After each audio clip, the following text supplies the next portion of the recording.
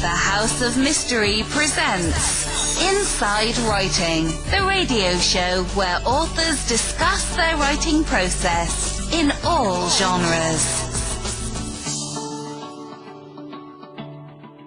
And now we are at the interview part of the show. I watched a documentary just the other day here on the weekend, and so I reached out and got the man behind it. The documentary is called Who Killed Nicole? And the guy that's behind it is Norm Pardo. Thank you for being here, Norm. Thanks for having me. So, Norm, first of all, let's talk about you. How did you and OJ get together, and how do you know OJ? Actually, my attorney introduced us. I just had taken my company public. I owned a .com company. I was actually competing with Google, but my company came out public before them. And he introduced us at an airplane hangar. I just purchased a helicopter company. Wow. And that's how we met. What kind of relationship did you guys have? Like, was it personal or business, or how did that go? It was a little of both. I'm 100% business. I mean, I know that's me. That's what I do. But you have to get some personal involved with that because it's O.J. Simpson.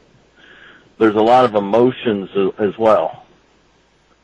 But I just, it was really 90% business for me. It was a little personal because I didn't want to lose, and I had a goal. Right. So what would you say about OJ now? If someone was to say, did you like him? Was he a good person? Like, what's your general overview of OJ? He's a very likable person, and you have to like him. I mean, it's that way. I mean, if you don't like him, I seen, for example, we were at a restaurant once, and the guy across the way was giving him some, mean looks. So OJ made it a point when he was going to the restroom to stop by, compliment him on what a beautiful wife, etc., break the ice with him, and then before you know it, the guy liked him. He senses when you don't like him, and he will actually try to correct the problem. Wow. He's a real charismatic guy. He seems to, really be able to spin stuff. Yes. Very, very good at it. So now, what made you decide to do this documentary? Like, what was it that you were hoping for? Actually, the documentary was never going to come out, but everybody kept saying I was going to do a documentary for 20 years. And so I just wanted to know who killed Nicole. It wasn't about a documentary. I just spent 20 years hunting and looking and digging to get the answers I wanted. It had nothing to do with everybody else. I don't mean to be mean, I didn't really care what everybody else wanted. I just wanted to know from my own personal self who killed Nicole. And I knew that the way everybody was positioning it, it was either OJ or OJ. But after meeting with him for a while, I knew there was more to the story than that just OJ killed her. And so I just wanted to know. So a guy came to me, actually it wasn't me who started it, Kyle Sailors out of Nashville, contacted me probably, 6 years ago, and kept hounding me to let them produce the movie, The Sailor Brothers. And so last year, I think it was, I told him, let's do it. Here's everything I've got, and it was boxes and boxes of stuff that we had dug up over 20 years. It wasn't just, I think I blew their minds. They were like, there's terabytes of information here. There's investigators all over the place. They had no idea at the amount of money, I spent $750,000, and the amount of time I spent to find out who killed Nicole. My investigation was more thorough than they did in L.A. So why do you think that is? Like, why do you think the prosecution did what they did, and what was the difference? I think, and I'm not going to throw off on them. I think they got themselves into a situation where they had to go the route they were going. when they first arrested O.J., he was the killer. It was rage, and they sold that story to America. And then when they found out that there was other people involved, they couldn't go back and say, well, he was raging, but he hired this guy, and everybody worked together, and so they had to do what they had to do. And that's there was really no way around it for them. Yeah, and that's interesting. During the show, you kind of allude to that. You're kind of saying that O.J. wasn't the jealous type. Maybe explain that. Well, when we were out there, he would have a girlfriend, and then he would give the girlfriend to other guys, etc. He didn't really care. He wasn't the jealous kind. He was more of a player. So that wasn't. I didn't see O.J. get jealous with any of his girlfriends. I mean, the one in Miami. I mean, he caught her with I guess a whole football field full of people. Still stayed with her. I mean. He used to call me every now and then to show you how jealous he would call me and say, Norm, if she calls you, you just tell her I'm with you because I don't want to deal with her this week.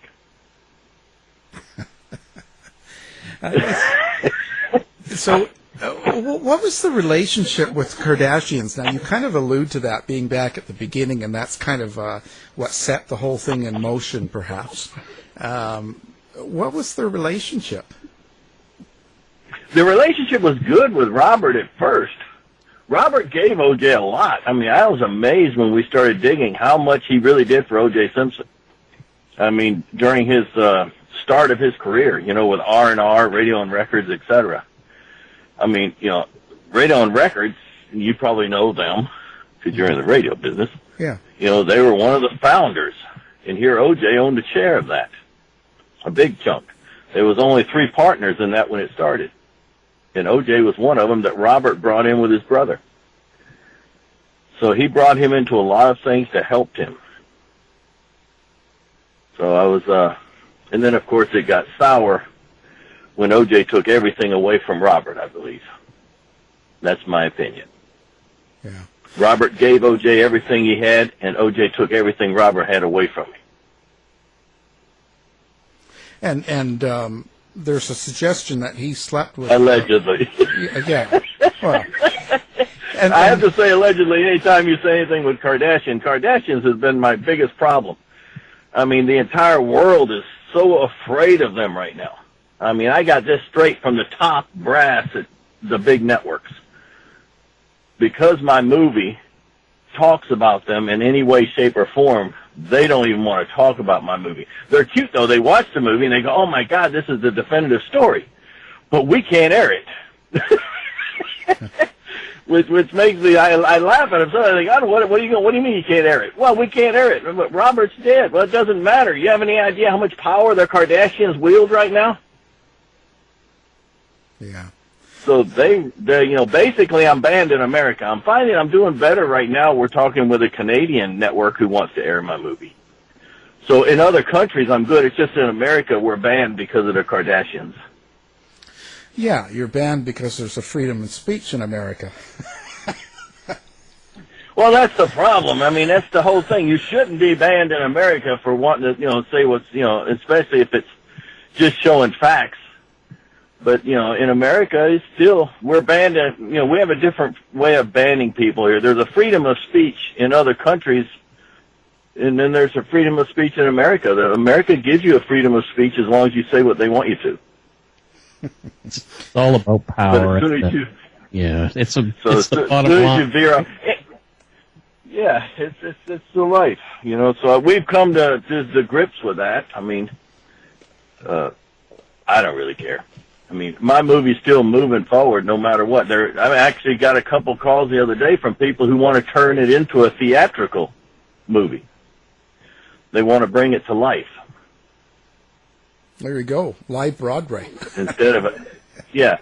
Well, not really Broadway. It's just, how you get actors to play the parts of everybody and they reenact the whole scene and everything. We didn't do that in our movie. We just... No. We just showed facts and documents, and, that was all I was after. I'm not an actor. It's a good way to start. So, now you talk about O.J. not really being How do I say this? Was he behind it or not? Therein lies the problem. The hardest thing I have, that's the question. Did he hire Glen Rogers to go over there, or did Robert Kardashian hire Glen Rogers? That's the one thing neither one of them will talk about. Now, Glen Rogers' son called me and claims that it was Robert.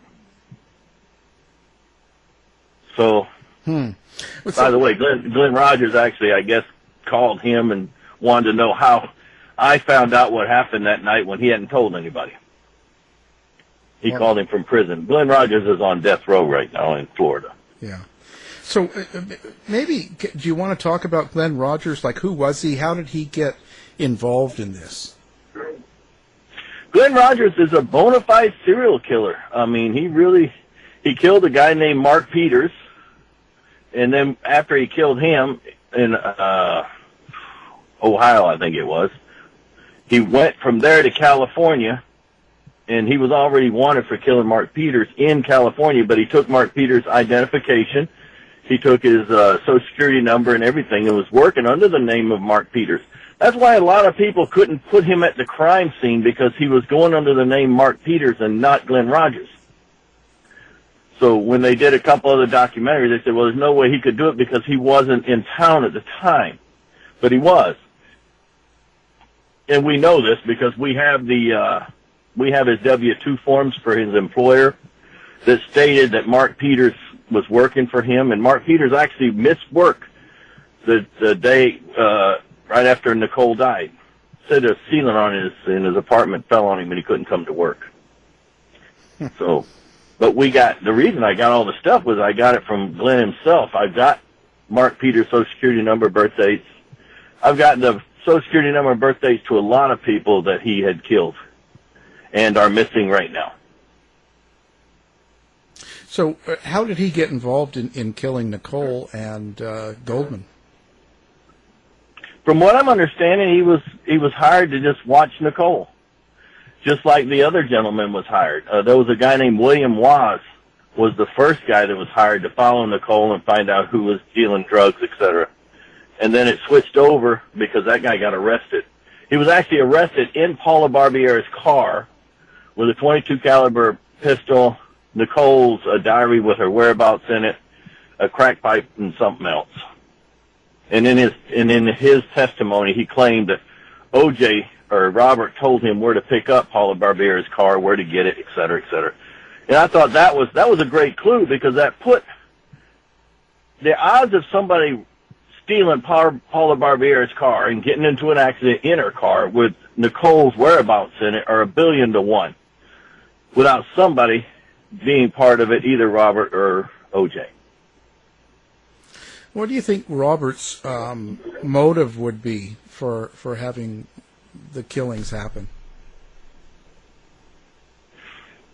Honestly, I don't think that they knew the killing was going to happen. I don't think any of them knew the killing was going to happen, to be totally honest. I think that at the time, I know Robert was mad because of that whole affair with, Chris and whatnot. But I don't think anybody knew the killing was going to happen. I think the killing happened because it was going to be basically a thug down of Ron Goldman, and they didn't expect it to go the way it went. And that's why people got hurt. O.J. was the first one cut. That's why his blood went from the crime scene all the way to his house. He was cut by Ron. Ron was the first person to pull the knife. It wasn't Glenn. Glenn just took the knife away from him and killed it with him. Well, what were they going to do? So they figured Ron Goldman was selling drugs? Is that it, or? Yes, they thought that Ron Goldman was the drug dealer that was dealing in drugs and pulling Nicole into it, not realizing it was sort of reversed.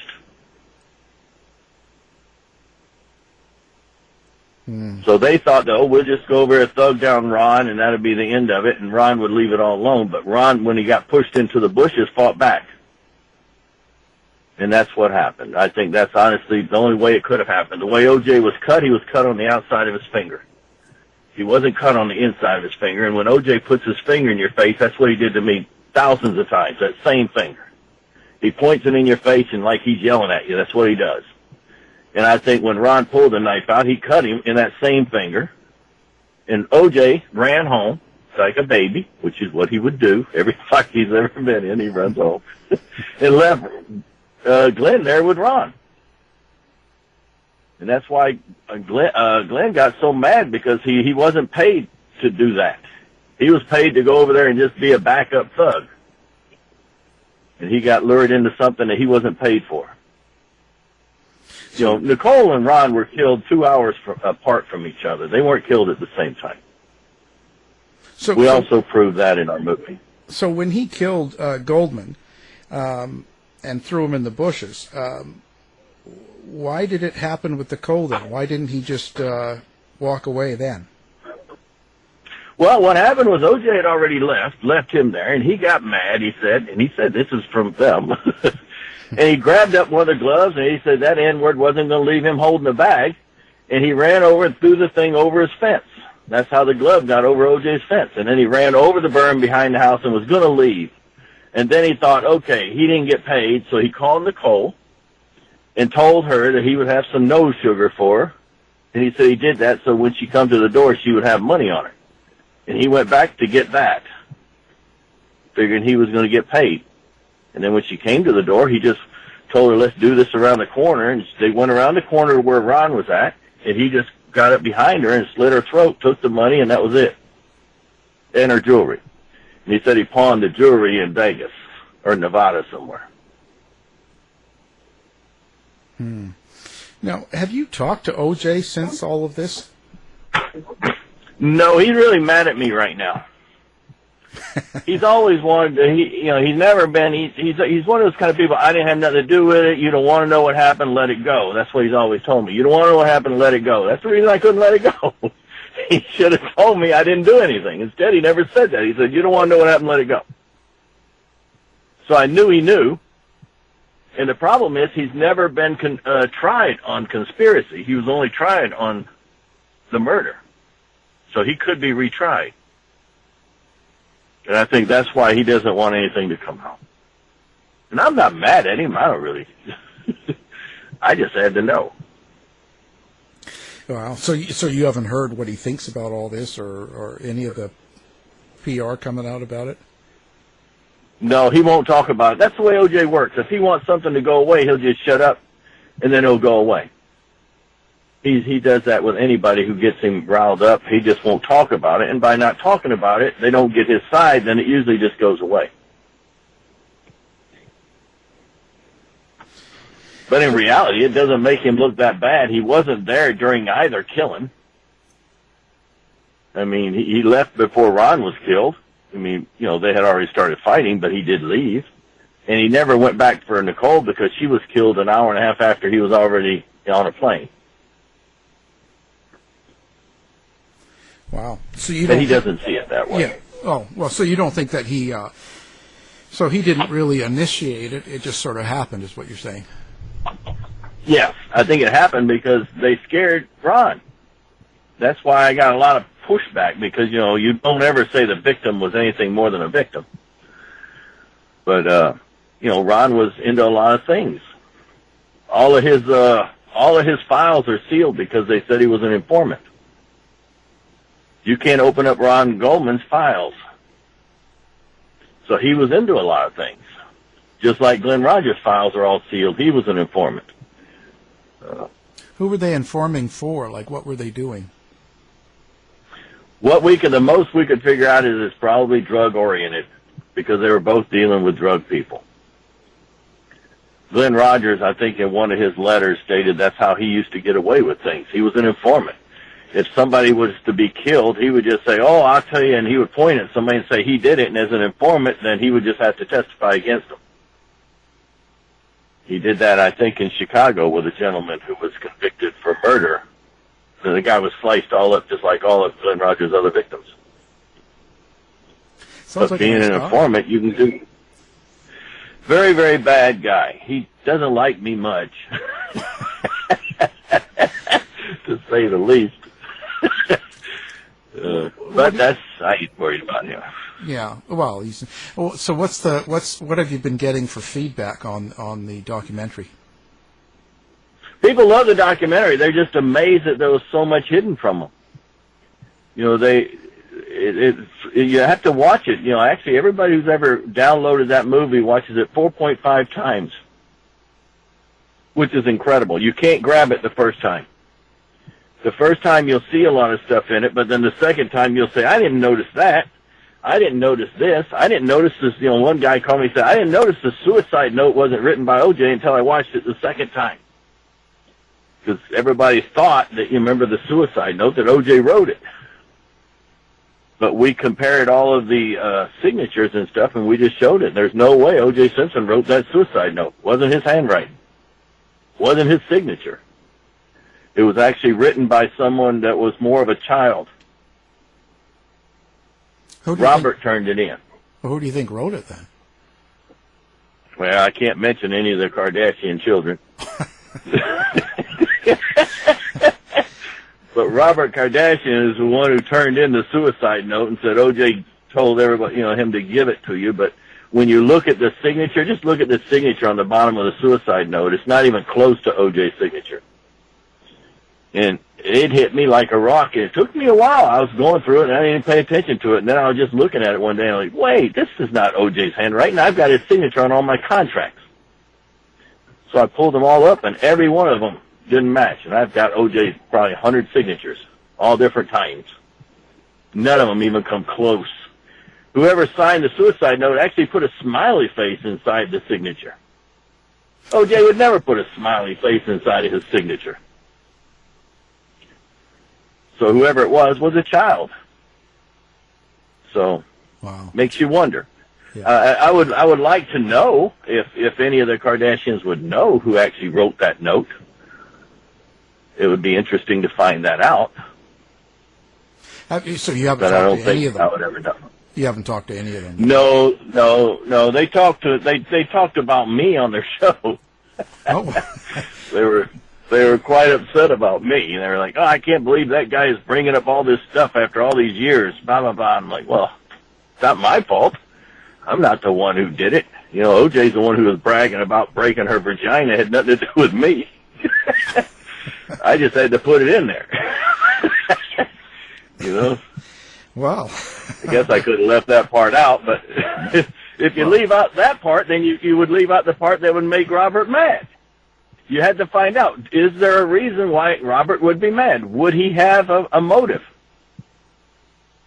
You know, and so, you know, you have to look for a motive. And we looked for a motive in him. We looked at 4 different people that we tried to find out, was there a motive in any of them?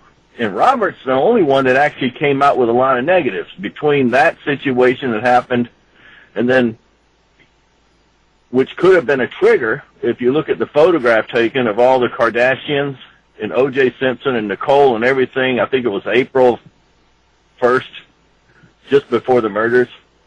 If you look at that photograph that was taken just, you know, weeks before the murders, you'll see that all the families were together. All the Kardashians, all the Jenners, and all the Simpsons, except for one person. And that was Robert Kardashian. He's the only one missing from that photograph. What was their relationship? Which made me wonder. Yeah, what was their relationship like then, Robert and O.J.? Were they apart after the trial, or what? I think they were apart before the trial. I think they only came together, you know, because they had no choice. I think that was just something that O.J. needed Robert's help when Nicole got into that situation. Remember the 911 call? You know, that 911 call we actually had transcribed because we wanted to know exactly what was on that. They said it was inaudible, but it wasn't.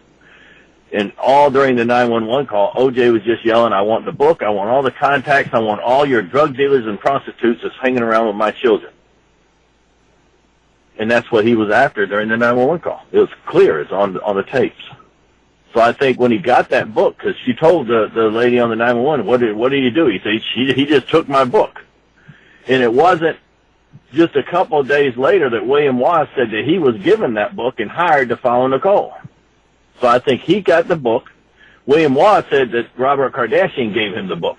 So he took it to Robert. Robert gave it to Wass, and that's how it started. O.J. just thought he could put a stop to something he couldn't put a stop to. My opinion, allegedly. Yeah. Yeah, these people, it's a scary world we live in. And you can't really say too much about anybody. I mean, you got the prosecutor over there. What really gets me, and the thing that makes me the most angry out of this whole thing isn't O.J. Simpson or Nicole Brown or anybody. I mean, honestly, that whole situation was just a sad state of affairs, but none of them were, great people. They all had problems. They were all doing stuff they shouldn't be doing. The only innocent victims in this were the people that Glen Rogers killed after this. That was the innocent people. There was 4 victims after this happened that he killed, after the prosecutor interviewed him regarding the possibility of him being a murderer, and after O.J.'s attorney interviewed him. O.J.'s attorney interviewed Glen Rogers and said Glen Rogers couldn't possibly be the one, blah, blah, blah. The prosecutor interviewed Glen Rogers and said, no, there's no way he could possibly be the one. But if you think about that, Glen Rogers was already on the most wanted list, federal most wanted list, FBI most wanted list for killing Mark Peters. So why did the prosecutor interview him and let him go in the first place? And he went on to kill 4 other people that he's on death row for killing now. That's why he's on death row. It wasn't from people before Nicole, it was after. Those people would still be alive right now if the prosecutor didn't hustle him and get him out of town. They did not want anybody to come up and say, the O.J. didn't do it, because that would throw out their entire thing. They already said O.J., O.J. raged and killed him. You can't bring Glen Rogers into this mix. So that's why all of the files we wanted from over there, they just vanished. One of them we had our hands on. It was 6 inches thick. And then when they finally released it, it was 6 pages. It's amazing what you can do, just like the phone records for Nicole. All of the phone records we found were all doctored up. I mean, blatantly doctored up. It wasn't just doctored up like, maybe, maybe not. No. You can see the squares where they actually mark things out and put new numbers in. And one of the biggest things I thought was sort of cute, when they were doing the dates, they said that she called her mom at 6 o'clock on the 22nd, and at 7 o'clock on the 22nd, and 8 o'clock on the 33rd. They messed it up. It didn't even go 22nd anymore. It went to 33rd. There is no 33rd day a month. I mean, just to show they hit the wrong keys is what they did. And then they had the times all wrong. They said they called her at 8 p.m. at night, and at 9 p.m. in the morning, and 8 p.m. at night. They had that side messed up, but you can see where they squared them off, changed all the times and dates to match what they needed to be. Nicole had to have died at 10:30 in order for O.J. to have done it, because he was already going for a plane. You know what I'm saying? Yeah. So that they backed up the phone records to match up with the times that she talked to her mom. But the phone records are so blatantly it's in the movie. It shows they're blatantly documented. We showed the documents, because trying to explain it is impossible. Yeah. What do you think? Was it Marcia Clark and the prosecution, or do you think it's just the police? Well, the prosecutors had to know that there was all this stuff going on. I mean, you can't hide it from everybody. I don't blame them, but I'm saying that what they did was wrong. That somebody did a lot of bad things, like the planting of the blood, on the gate, and the planting of the blood on the sock. It would have been good enough to get O.J. from the crime scene with the blood drops that went from the crime scene to his house that didn't have the preservative in it. Right. But when they put the blood on the gate and on the sock, it had preservative in it, which meant that all the blood drops ended up being thrown out. So you by trying to make it look like more than what it was, it made it worse. So do you think Furman was behind that? Or was it? Well, there was a lot of blood that was missing, so somebody was. I mean, some of the blood in the Bronco. I mean, we were able to knock those shoes out in just minutes. They did that whole trial was based on the Bruno Magli shoes. I mean, that was a big thing, Bruno Magli shoes. If the Bruno Magli shoes, look at them, they're Bruno Magli shoe prints all over the crime scene, right? The only problem with the Bruno Magli shoe prints being all over the crime scene is, to start with, here's how we knocked it out. It's simple. The shoe prints inside of the Bronco. They had an FBI shoe specialist and tire print specialist for the prosecutor. This was his testimony. And they asked him, was the shoe prints in the Bronco similar to what would be Bruno Magli? And he was very adamant when he said no. They were even close. So if the shoe print in the Bronco was not Bruno Magli, then they weren't on OJ's feet. It's his logic. It's simple. If the shoe print in the Bronco was Bruno Magli, that's one thing. But no, the FBI specialist said no, they wasn't. They were a tennis shoe. So what, did OJ just switch to a bloody tennis shoe on the way into the Bronco? Which explains a lot. See, OJ left before all the blood was everywhere. That's why his shoe print wasn't what it was supposed to be, because it's just his footprint with his own blood. He was the one dripping blood because he got his finger cut. But he left before the big murders happened. That's why the lady who was walking her dog, or whatever, the couple who came by at 10:30 and said there was no dead bodies out there at 10:30. They were right, because Nicole wasn't there yet.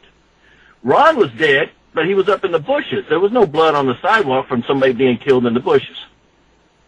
The blood on the sidewalk all came from Nicole, and she didn't die until like 11:30, 12 o'clock. That's why everybody else said we never saw bodies until then. It's because she wasn't there yet. So you just have to take everybody's testimony and then work around it, because there's a little truth in everybody's words. I don't know what took people so long to figure this out, other than they didn't want to know.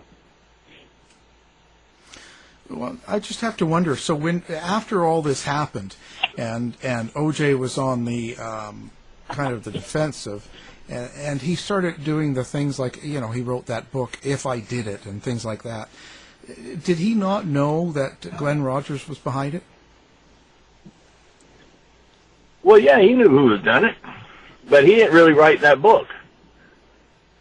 They came to him with that book and said, here's the deal, we'll give you so much cash. You say you just don't dispute you wrote the book. He called me and said, that's what they told me. They said, don't dispute you wrote the book, and they'll give you cash. So he didn't know what was in the book. He didn't think that was going to hurt his reputation, or? He didn't care. He told me, he said, everybody's going to think I'm a murderer, going to think I'm a murderer. Well, you take the money too, Norm. That's what he told me, exactly. And I'm like, well, this is not a good thing. That's sort of the beginning of our separation. Because I said that's not a good thing to do, because, the whole book thing doesn't make any sense. But anybody who's smart enough to know, and you didn't take a genius to figure this out, O.J. Simpson cannot be sued by anybody for anything. So, if Fox News or what was the name of the book publishing company? That one I don't remember now. I can't remember the name of it now, but they would not give him $600,000 and put it in his bank account because the judgment would take it. So they had to give him $600,000 in his suitcase in cash, because there's no way he could put it in a bank account, because the Goldmans had attached to it within seconds. And they would not say, here's $600,000 in cash, now go write us a book, because what if O.J. didn't write it? They would never get their money back, and they couldn't sue it. So they just took the cash over there with the book and said, you don't dispute you wrote this book, and we'll give you this suitcase. And that's how it went down. So I think it took him a while. He was walking around reading what they had wrote, because he had to do the interview, and he had to say, I know what the heck's in the book. But the book was written by the guy who was walking his dog. He was one of the people involved in the first trial. So they just took basically the trial and put it into a book form.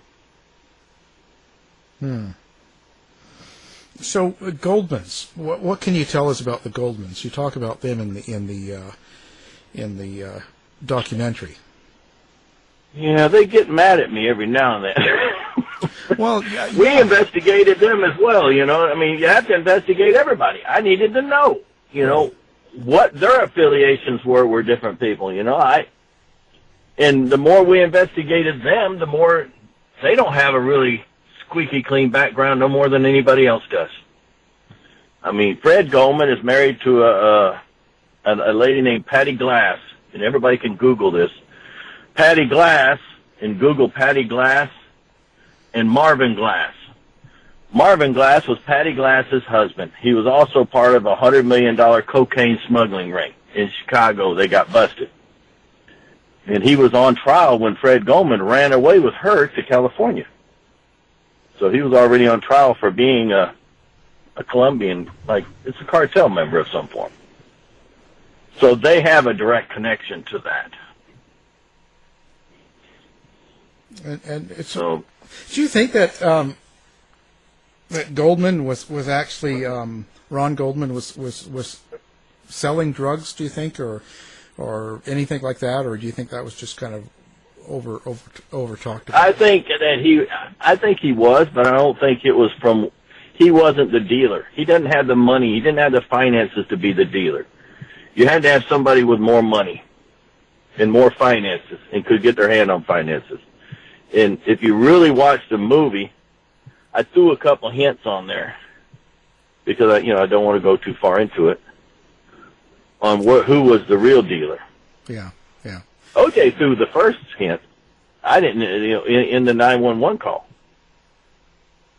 and that was my first clue that Ron, I don't think, was the dealer when O.J.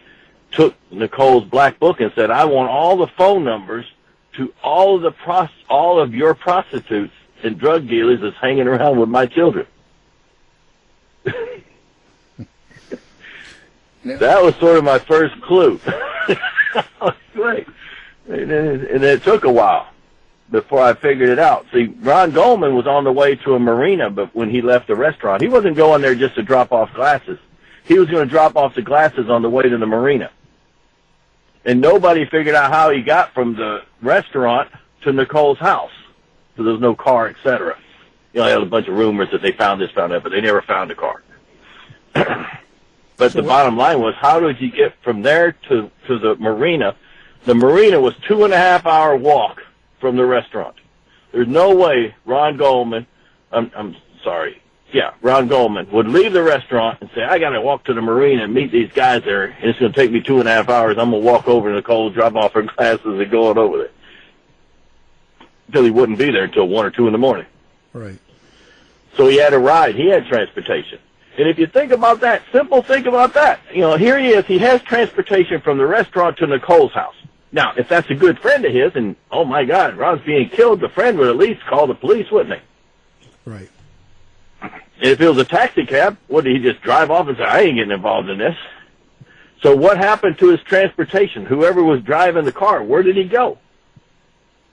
It took a while for me to figure that one out. The only way that the transportation wouldn't be part of the trial somewhere, saying I saw him go in there or something, is if that person was participating. And I know that Glen Rogers was already getting close to Nicole and Ron. So I would think that in my gambling bet is Glen Rogers picked Ron up from the restaurant and took him to Nicole's house. That's why when Ron went through the gate, Glen Rogers was behind him and O.J. was in front of him already there. That's why Ron pushed over into the bushes. There was nowhere else he could go. He couldn't go back and he couldn't go forward. But makes only logical sense of how he got to Nicole's, knowing he was going 2.5 hours to the marina. Nobody walks that far. So when they were attacking Goldman, what was Nicole doing? Was she at home or was she somewhere else? She was at home, but the way the house is set up, her bedroom and the kids' bedroom's on the other end. It's like a long, skinny apartment. It's not so that all of the bedrooms are on the other end of the house, totally opposite of the end where all of the violence took place. The kids' room and everything was on the other side. So she would never have even heard what was going on out there. That's why nobody noticed. So what was Glen Rogers' relationship with Nicole? Well, he claimed that he was dating her in all of the letters that we got. He did have pictures of him and Nicole, but the FBI took those pictures. We can't seem to get them back. I saw them, but I haven't been able to see them since the FBI took them. So there was a picture with him and Nicole a couple nights before the murders that were out at a club with Dodi Fayed and a couple other people. Luckily, though, we did get a witness that was that night with them and came forward. And I've been very lucky that because I was the OJ guy, anybody who's ever knew anything ever about the thing would call me up and say, I've got this, I've got that. And so by the media keeping me as the OJ guy, it really helped me, with clues. So we did get a witness that came forth after the movie was made. We had to put it back in editing, who came forth and said, I've got something I've got to tell you. And they were crying, and they were very upset about the whole thing. And she said, I've been hiding this for 20 years. I don't want to, I'm afraid that they're going to come after me next. And she had a big fear. But we got her on tape, and she told the story, which was really nice, of what happened a couple nights before with Dodi Fayed, Nicole. Nicole was openly talking about picking up drugs. And this lady heard all the conversations.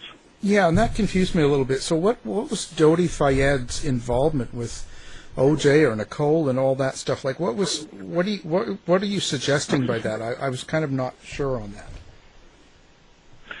Well, I didn't know where it was going either, to be honest. I just put it in there because I thought it was very interesting that he was with Nicole a couple nights before, and that lady actually thought that he had something to do with the murders.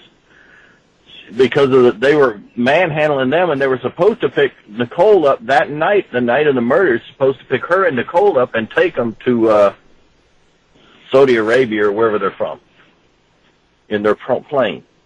And at that night, she said that Dodi Fayed said that Nicole was going to take the plane and go somewhere and pick up stuff.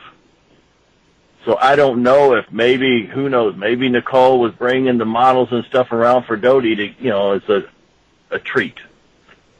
I don't know. Wow. That part we couldn't really, other than the witness, we couldn't really come up with anything, and she just told me what was going on. She was afraid because Dodi Fayed and his guys thought that those two girls, her and another model, was really for them. And they were trying to take them. She said they were going to kidnap them that night and take them to where, with them. But they put up a fight and got out of there. But I thought that was it. That's what I'm saying. I didn't find many of the people that were involved as being, just innocent bystanders. Wow. Pretty interesting. What do you want people to walk away with? What are you hoping to get out of the movie? I want them to walk away with stuff that they never thought of before, and to give them an open mind that don't always believe what the media is telling you. Because a lot of this is all made-up stuff, and it just doesn't make any sense. If they pick up one thing from the shoes in the Bronco were not Bruno Magli by the FBI guy, that's a good thing. If they pick up anything that makes them go, huh. But most of the people, when they're done, we've done surveys inside of our, we did one inside of a theater. We had 500 people there. And probably 98% of the people held up their hand that they feel that the end, that was what happened. It ended it for them. They didn't have to think anymore because they had so many questions about the glove, and about how did OJ's hand get cut. Well, he wasn't wearing the gloves. They weren't his gloves. They were Glen's gloves. If you take all this, if they take anything out of it at all, that's good. But they have to watch it 4.5 times in order to do it because it's so much we tried to throw into 2 hours. I think if I had it to do over again, we would have made it more of a 4 hour because it's so in depth, but we just had to crush it. And we shouldn't have probably done it that way because then people would grab more if it went at a slower pace. It's a fast-moving film that when they're in there, they're like, wow, wow, wow, and you had to almost had one guy who kept pausing it and replaying it back and forth. He said, because he couldn't grab it. But there was so much. We have terabytes of information nobody in the world's ever saw before. And that's what was amazing, is there's so much in there that you think you know it all until you see it. And then you're like, wow, this sort of makes sense. And I don't think they can dispute anything. I want somebody to challenge me, dispute something. It's hard to do because it was pretty thorough. I mean, I may make a mistake or two inside the movie because, but that's... Yeah. But I haven't found anybody to dispute most of the facts. The facts are the facts. I can't get rid of them. and I won't get rid of them to sell the movie. And so, everybody says. I was going to say, what do you think that people would be most surprised about as far as O.J. Simpson and his personality that you saw from being an insider that they wouldn't have seen? There's many faces of O.J. Simpson. In the biggest face I think that I see, and he changes. He's like a chameleon. I've never seen anybody change like that. It depends on who's in the room with him. He can go into a room where it's all black and he's automatically black, and he's he talks like them. Then he can go into a room with all whites and he talks like them. He'll put on his suit and go in there executive style. So he changes, and he changes to match his environment. And I thought that was fascinating. And the fact that people, they want his autograph, not because of a football player thing, it's because, he's like the Godfather. They just want to touch his hand, they want autographs, and it's a whole different world for that. It's not what you would think. I'm just fascinated by, the people. I like to hear their comments and how some of them get so bent out of shape. If you hate OJ, this movie drives you insane. Because they can't get over, they can't break it, and they don't know what to say, so they just, it's crazy. And I get a kick out of some of them. I mean, hell, I got threats. I mean, they death threaten me. It's comical to look. I mean, I'm not one to just really care. That's the problem. They get more and more mad. One guy's like, well, you don't look very healthy. And I'm like, I'm very healthy. I'm fine. Then he replied right back again. He said, well, you're not going to be very healthy if you keep this going. What? And then I've had two people, 2 o'clock in the morning call me up and say, if they could find me, they'd kill me. So, it's the way it goes. You can't run afraid or nothing's going to happen. And then to have these big networks that are so afraid of the Kardashians they don't even want to talk about my movie. You don't hear me talking on the networks. I'm in every magazine across this planet. One network dared to do it, and that was the Today Show in Australia. And they got chastised for having me on there. So you don't go up against the Kardashians, and you don't go up against the California, the prosecutors there. They have their thing. This is what happened. We're going to let it go this way, and it's going to end this way. And if you change that or show them anything that's other than that, they get mad. They want it buried. They made a lot of money off O.J. being the killer. They make money today off O.J. being the killer. The only reason he's in magazines is because he's a killer. He's taking away his, even O.J. got mad at me when he was in prison because he liked to be the killer. Isn't that ironic that O.J. likes being the killer? If he wasn't the killer, he'd just be a washed-up football player. So in his mind, it's like, no, I'm famous, I'm a killer, or a bad guy, I'm a thug, I'm like the Godfather, praise me, people want to come and touch me because then, he knows the real reason. It's just, if he's not the killer, he's nobody. And, he likes this, being there where they're watching every tweet he does. I mean, let's look at some of the famous older football players that played during his time.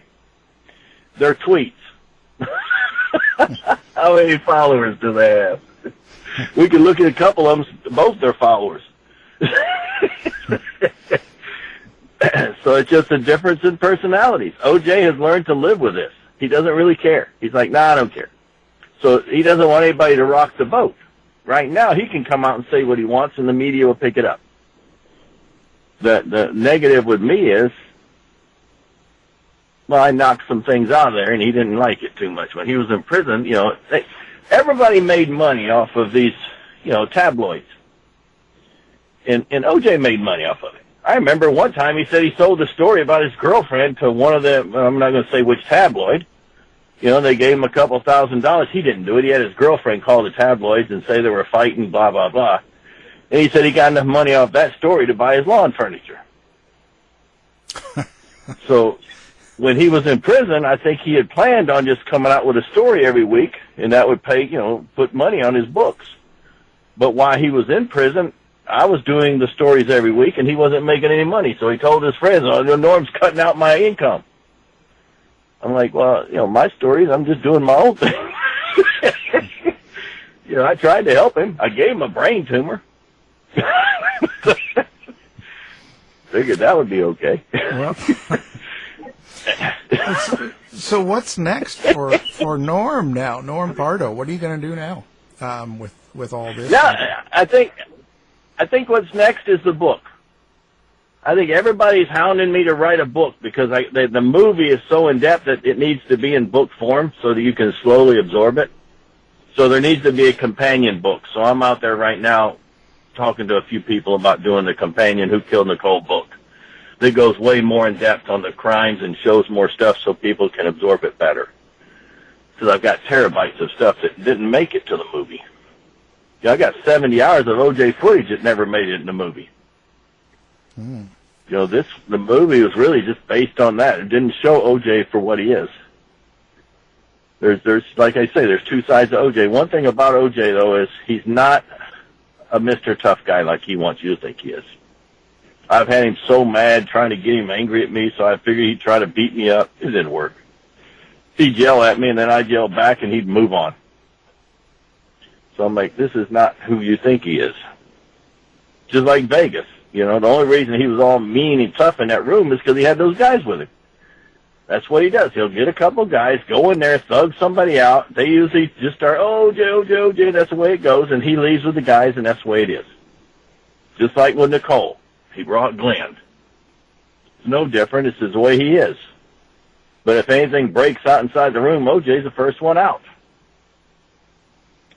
So do you think he was really upset about Nicole's death, or what do you think? So if you're saying that he didn't kill her, and he didn't plan it, Glen Rogers did it, wouldn't he be mad at Glen Rogers, or would he be upset, or what was his feeling toward Glen Rogers? He doesn't want anybody to know Glen Rogers even exists. He doesn't want that name out there. He's afraid that they'll try to retry him. If Glen Rogers decides to come forward, because he's not been put down yet, then he could go back into court. So I think that's the problem. I think he's upset about Nicole, but honestly, I think he's angry at her for getting him into this situation. If she hadn't been doing drugs and all this other stuff, he wouldn't have had to do what he had to do, and he would have still been what he was. Instead, she got him into the situation. Mm. Well, Norm. So I think he's mad at her. Yeah, well. So how do people get a hold of you now? Do you have a website and a place that people can go and find you, or? Yeah, well, you can always go if you want to watch the movie. Oh, by the way, I put the movie out for free for all your listeners. So if they want to go to whokillednicole.com, they can watch the movie for free, which is good. Yeah, that's always a good thing. Yeah. And you have, and if anybody wants to reach me, that's just go to normanpardo.com. That's my private thing. Fantastic. Well, Norman, but more people are going to go to Who Killed Nicole. Oh yeah, I recommend it, and we're going to have it linked to our website as well, so people listening can just go to it and get. And maybe after a few people has watched it, I'll come back on and we'll talk about it. Yeah, it sounds good. We'll see what kind of reaction. Get their input. Sounds good. Yeah. Well, Norman, thank you very much for coming on the show. Our guest has been Norman Pardo, and the documentary he's done is called Who Killed Nicole. Thank you. All right. Thank you for having me. You've been listening to the House of Mystery radio show. To find out more about our guests, hosts, or shows, go to www.houseofmystery.com. Show's over for now. Was it as good for you as it was for me? Well, good night. This has been a production of Something Weird Media. I'll be back.